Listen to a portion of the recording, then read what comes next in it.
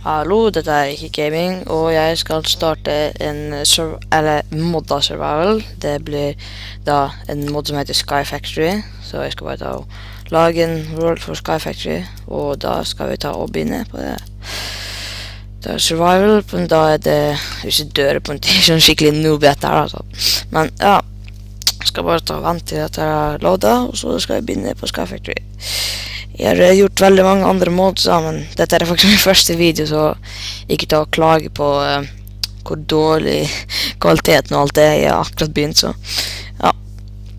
Bare vente til at jeg begynner, så skal vi starte. Og som du ser, så begynner vi oppe på 3, så jeg skal bare ta på options og skru ned lyden litt, men denne er forbannet høy, og FOV-en litt høyere. Video settings, sånn, av, sånn.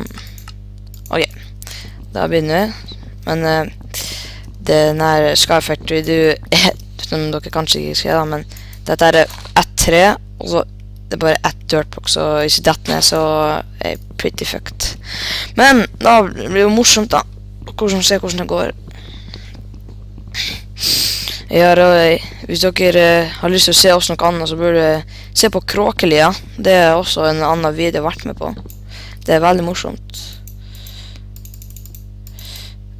Oi, nå legger sånn. Og ja, Kråkelia, det var spillet med 2 klassevenner, som ja, da vi spiller sånn vanlig survival, bare sånn vanlig Minecraft 1.8 og sånt da. Men det er jo også veldig morsomt da, på vi tar og gjør sånn veldig morsomme ting og så. Men det ble sånn rote da. Men for å se på det, så må jeg sjekke ut det Satem sin channel. Finner sikkert ut. Bare å søke på Kråkelia, så finner du hans channel da. Men jeg skal bare ta og få bygge litt her, og starte litt. Sånn bare skal vi det. Må ha langt større plattform enn dette her, vet du. Ja, jeg skal målet mitt er å liksom automatisere alt da. Det kommer til å bli veldig vanskelig, men jeg skal gjøre mitt beste. Sånn, lage en liten plattform, sånn at de klarer å i hvert fall gjøre noe her, vet du. Sånn, det passer. Får vi lage en krok, tydeligvis. Lettere for saplings, men vi trenger veldig masse av dem. Oi, ja. Sånn. Ok, så tar vi... Åh, yes, vi fikk en silkworm, eller hva faen det heter på norsk. Ok, det vi skal gjøre nå er å få bort denne her, lille tingsen her. Hva er det her egentlig?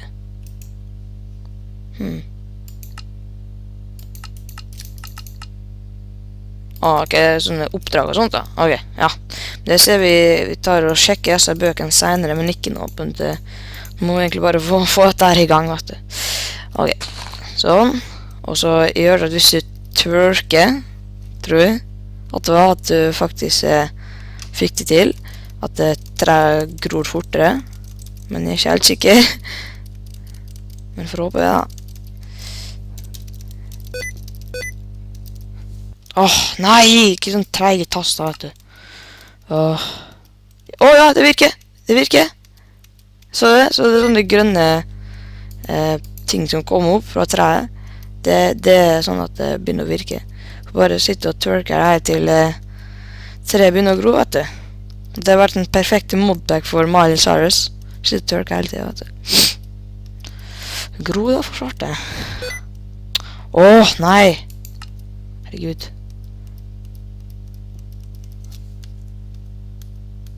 Sånn, ok. Vent litt. Åh, ja, begynner å gro. Kom igjen! Bare ta og bygge litt ut, sånn at det ikke dytter helt til helvete.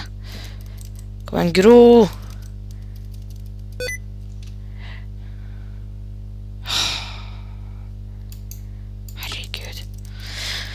Ok.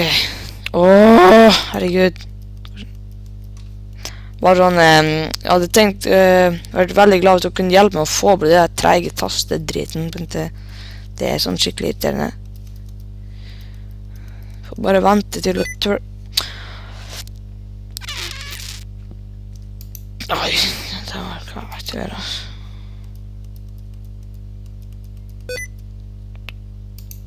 Åh, jeg tar deaktiver dette. Sånn. Ok. Ok, sånn. Nå burde det gå. Det virker for... Åh, fy faen, herregud. Sånn. Tror jeg ikke grodd ennå. Grodd har forsvart det.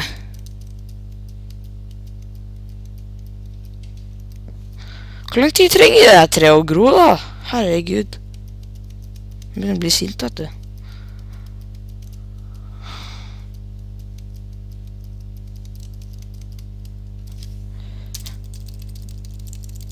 Gro! Hva svart det? Gro! Gro! Takk.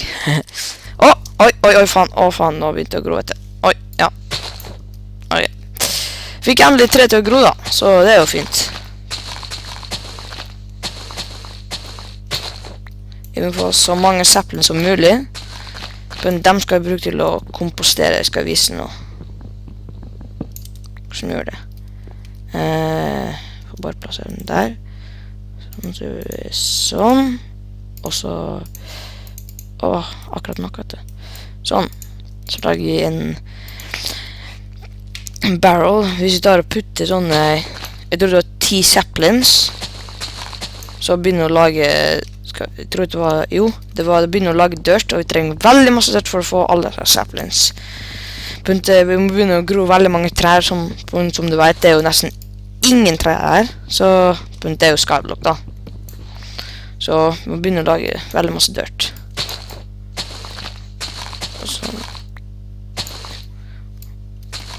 Jeg må også være litt såret for hvis det kanskje er litt for høy lyd da. Så vi kan ta og forandre i neste episode av Sky Factory. Men jeg tror også at vi skal ta og legge ut video når vi kommer til å spille Kråkle da. Da ligger jeg etter Satan og Slayer da, men det går sikkert helt fint. Sånn.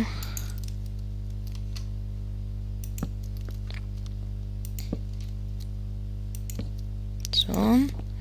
Bygger litt sånn fint her, vet du. Sånn. Så da plasserer jeg denne her, og se her. Så jeg putter disse saplene oppå, så begynner jeg å kompostere. Ok, det var 80 cent for dem, men som du ser, det står her ute oppe på skjermen, så det composting, så det betyr at vi får vente litt, og da begynner jeg å kompostere den.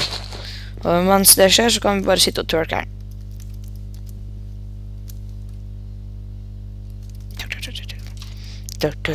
Shake that booty, shake that booty. What you gonna do with that big fat butt? Wiggle, wiggle, wiggle, do do do do do. Wiggle, wiggle, wiggle, do do do do do. Wiggle, wiggle, wiggle. Ok, det virker i hvert fall, så vi får bare holde på det. Det virker, ja. Ja, det virker. Ok, da får vi ta og få oss den. Er det ferdig? Nesten ferdig. Ok.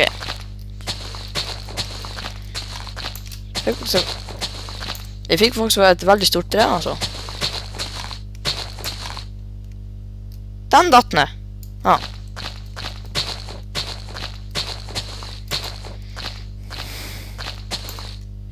Og det må også si dere, som dere ser, på venstre side så står det hvor mange ganger jeg bruker noe, så hvis jeg prøver en gang, så går det bort 2 i stedet for 1, faktisk, så det er litt sånn dritt. Og dirten var ferdig, så da kan vi ta og begynne å lage det. Sånn. Oi, faen da. Sånn. Og som dere kanskje merker, de har faktisk en mikrofon. Ja, sånn. Ok, skal vi 4. Sånn. Sånn, og så tar vi neste 3. Der. Ok. Så jeg planter den der. Så bare vente. Vente. Den er brakken, vet du. Lage en ny en. Veldig enkelt å lage, bare 4 stikk sånn der, og så har du en krok. Og jeg må sånn seriøst unnskylde meg for at kanskje hvis jeg snakker litt lite, men det er faktisk min første video da, så ja, vi ser på den livsiden. Jeg tror at det er hver fredag så står vi og spiller Kråkelia, men vi legger det ut på lørdag da, så kommer det blir snart, torsdag så kommer Kråkelia snart det. I morgen tar vi og spiller Kråkelia.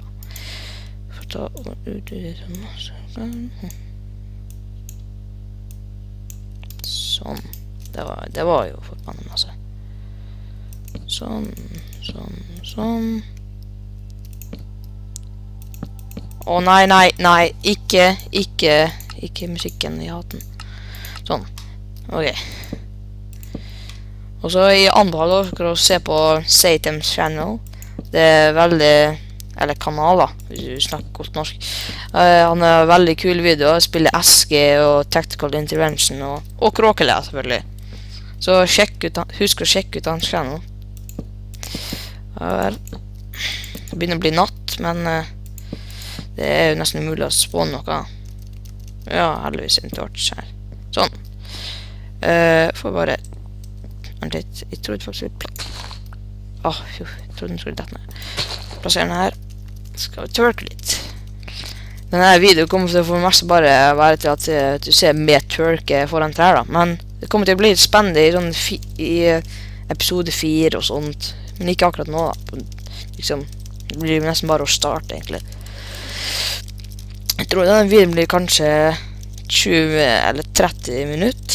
Og så tar du stoppe, og så kanskje kommer en ny episode i morgen, eller ikke. Så får vi bare se. Jeg har også senere tenkt å gå inn i noen andre mods, men jeg får bare si det sånn at og Eske da, selvfølgelig. Det er også veldig morsomt. Men jeg er ikke akkurat sånn veldig god i PvP da, men uansett, det er fortsatt morsomt.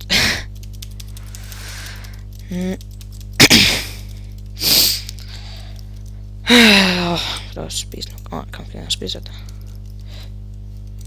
Sånn. Kommer sikkert til å ta bort litt av dette skjellet, ja, men oi, da er jeg ferdig etter. Sånn. Sånn. Kan jeg plante en her, vet du.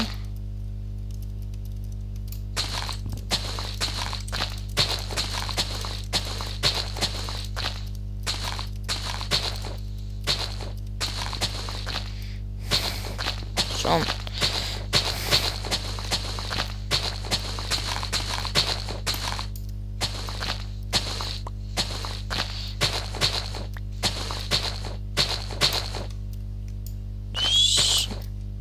Sånn, det burde vært nok til å kompostere, tror jeg. Jeg trenger fortsatt litt mer. Svarte.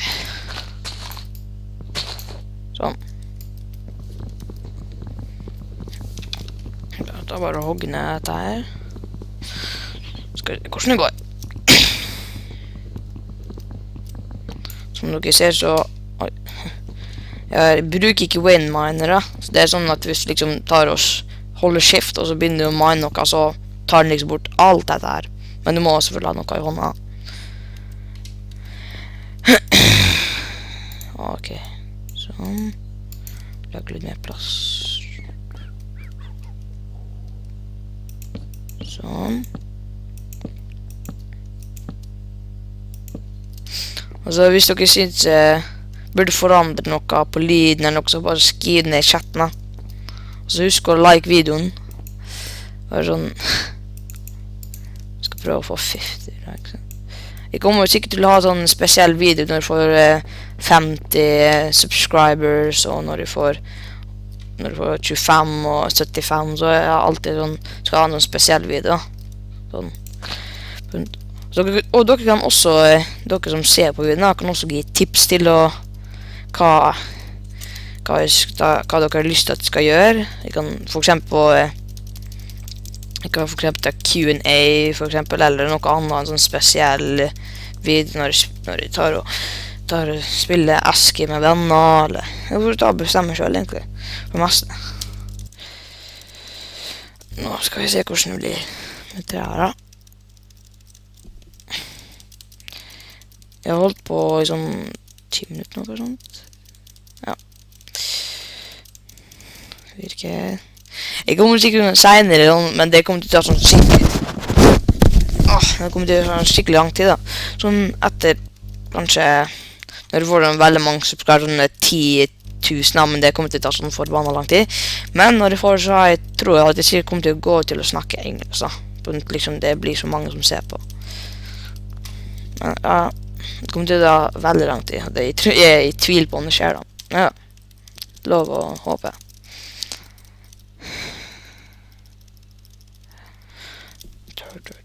Det tok så veldig lang tid. Det tok da.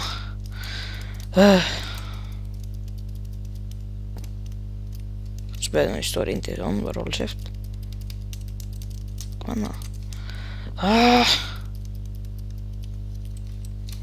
Jeg kan ta utvide litt kanskje.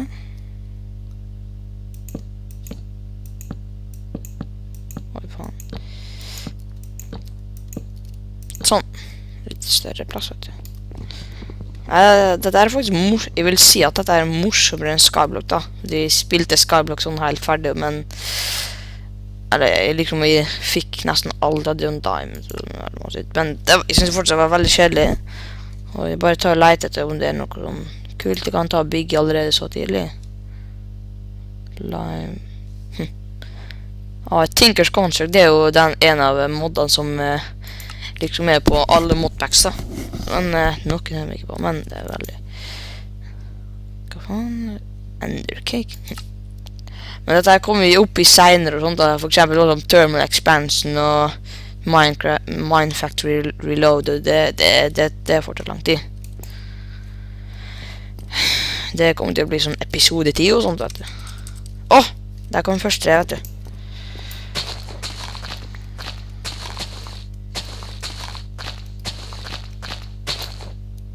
Sånn, da putter jeg den her oppi. 88, nesten. Det er brakken. Brakken gitt. Ok, den holder på. Så vi skal ta bare og bygge litt mer. Sånn. Så tar vi sånn. Lage en krok. Og så den for det. Skal vi ta bare...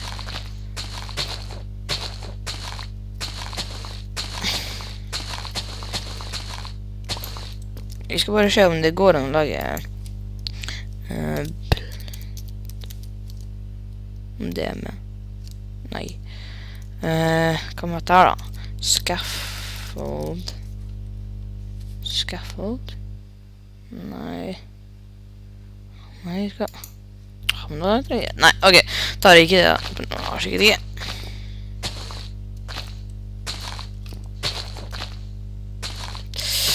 Sånn.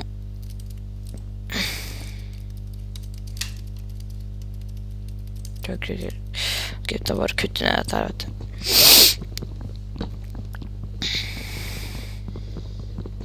Sånn. Jeg tror det neste jeg skal ta og begynne på er noe som heter Oak Sieve da. Oak... Sånn som dette her da. Så da trenger jeg silk mesh, men det er jo veldig lett å lage. Og det er derfor jeg har disse her ormene her. Når du tar liksom, vi kan ta og demonstrere veldig straks da. Når du tar den på trær, så begynner jeg liksom å infestere treet. Og så etterpå, når du prøver å liksom kutte hele treet opp, så kommer det veldig masse string da. Liksom. Ja, du kommer til å se det senere. Ok, så bare ta det med ro. Så må jeg lage litt mer av dette her. Sånn. Sånn der. Og så... Oi, jeg kan ikke komme...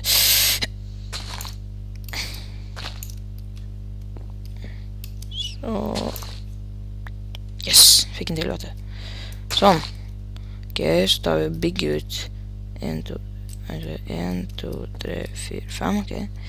1, 2, 3, 4, 5, og så plasserer den her. Så da har vi satt den i den. Sånn. Så bare. Jeg tror de tar og avslutter episoden saker, men jeg skal se bare fort se hvor langt jeg har recordet. Jeg har recordet i... Ja, ok. Snart ferdig. Så jeg må sånn seriøst beklage at jeg er sånn skikkelig noob da, men det er jo vår første video.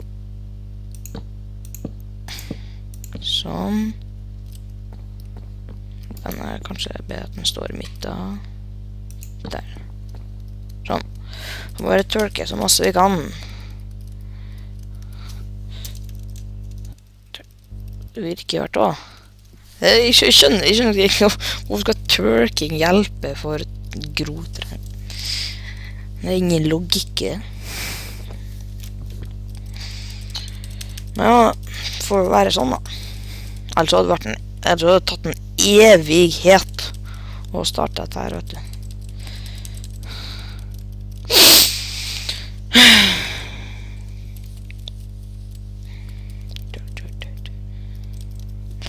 Kommer sikkert til å ta over disse stille øyeblikkene på Punt. Det er nesten ingenting å snakke om da, men Punt, jeg snakker veldig masse. Men det kan kanskje gjøre... Nei, bare glem det.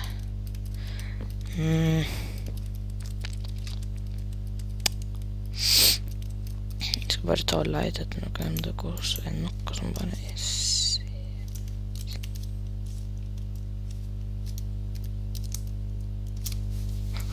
Ok, så den kommer også i andre farger, faktisk. Kult. Bare lurt på det. Nei, jeg tror den snart begynner å gro. Så bare vente. Begynner å bli helt trøtt. Der ja, endelig. Begynner å bli helt trøtt i fingeren. Nei, jeg vet ikke hva. Jeg tror at vi tar og begynner med dette her. Sånn. Som du ser, så er det infested liv, så det betyr at den kommer til å infestere alt dette her. Til å bli sånn heil hvitt, sånn seriøst. Når dette begynner å komme sånn til 90%, så begynner det også å gå til de andre bladene rundt her, da. Som du ser, er også 14%, men jeg har ikke infestert med noe av den andre. Skal bare vente til bare tørker for meg så andre trær her. Her.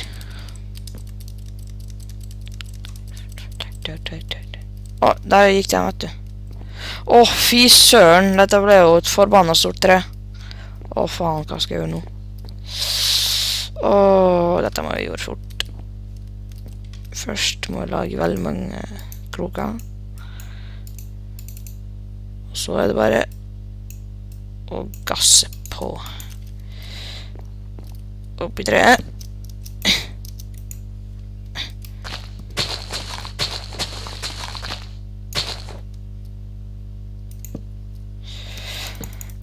Bare få bort alle løv. Sånn. Det må ikke komme rett etter tre, men da kommer jeg i hvert fall til å være forbannet lang tid, vet du.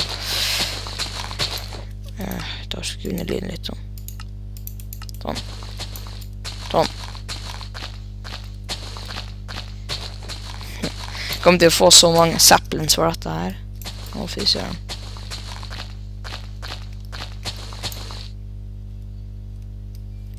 Sånn. Så den er nå 100%, så da burde jeg begynne å infestere. Men nå har den faktisk ikke ennå. Jo, der! Ser du? 1%. Så da begynner jo dette kommer til å gå helt rundt hele treet.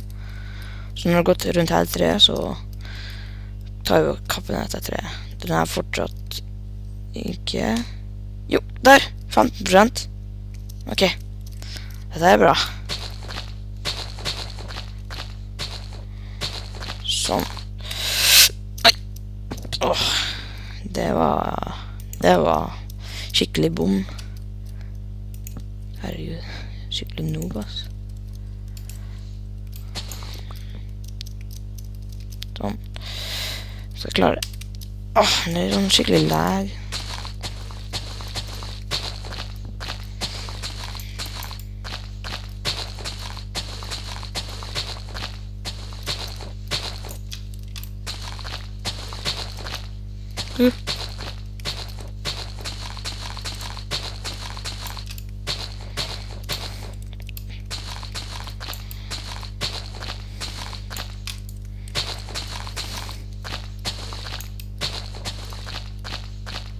Kommer til å få så masse saplings for dette hele treet.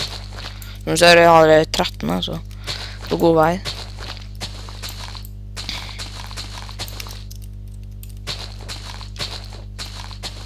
Nesten gående for å hente...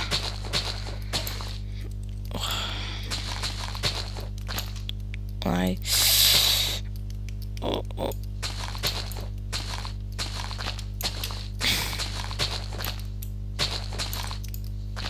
Tar den ytterste greina først her. Fikk jeg noen orm. Sånn.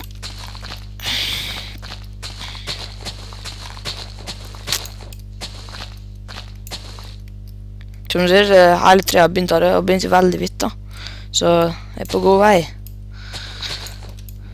Og vi må totalt ha 18 strings, hvis jeg har det rett.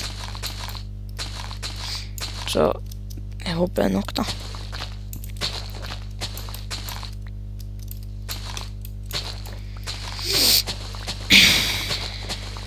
3 år med allerede.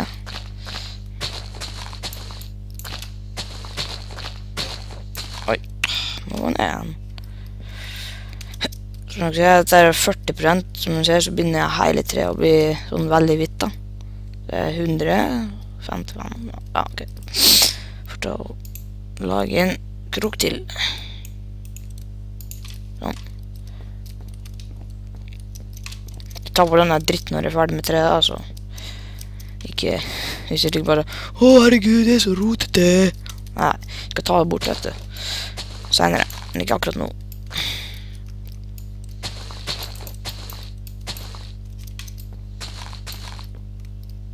Du bare sjekke, ok, det jeg kunne ha gjort det, og kanskje gå ned først og bare ta sånn. Liksom jeg ikke trenger å være redd for å dette ned.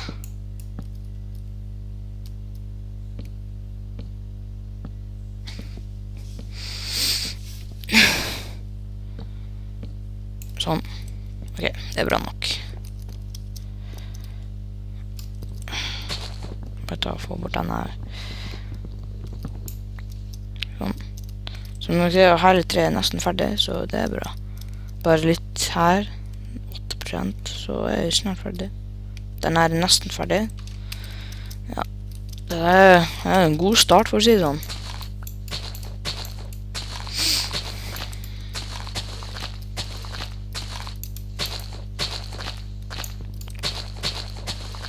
Sånn, litt her. Fikk akkurat eple. Datt nesten ned.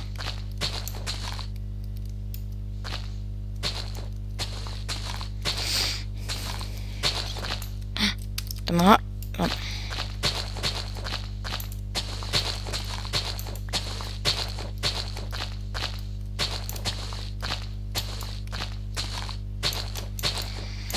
Det er nesten ferdig, så da skal vi se hvordan det går da.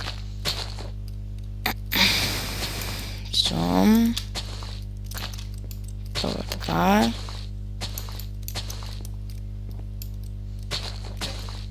Så må jeg ta det og lage ny igjen, vet du. Sånn. Nei, jeg tror ikke vel. Men det blir jo så lett å ødelagt. Oi. Sånn. Ok. Se om vi får noe. Der, ja. Som jeg fikk string her. Jeg tror kanskje da å begynne med denne her også. Bare å starte dette her. Men jeg må ha veldig masse string. Så.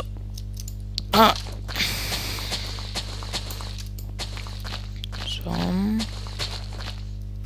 begynner å bli ferdig.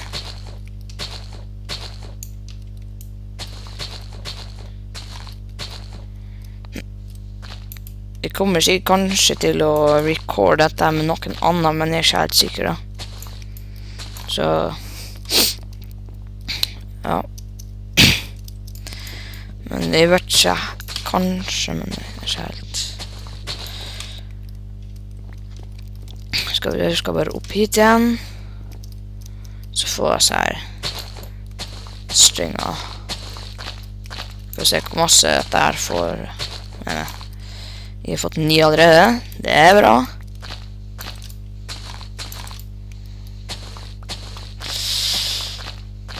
«15, 16, 18. Yes, jeg har nok. Å, herlig. Ok. Skal vi lage 2 sånne her. Nei. Sånn. Og så lager jeg en til. Sånn. Så må jeg ha litt wood. Og så, jeg tror at vi skal gå og gjøre dette i neste episode, på en det begynner å bli, jeg har vært holdt på lenge. Så, ja, ser dere senere.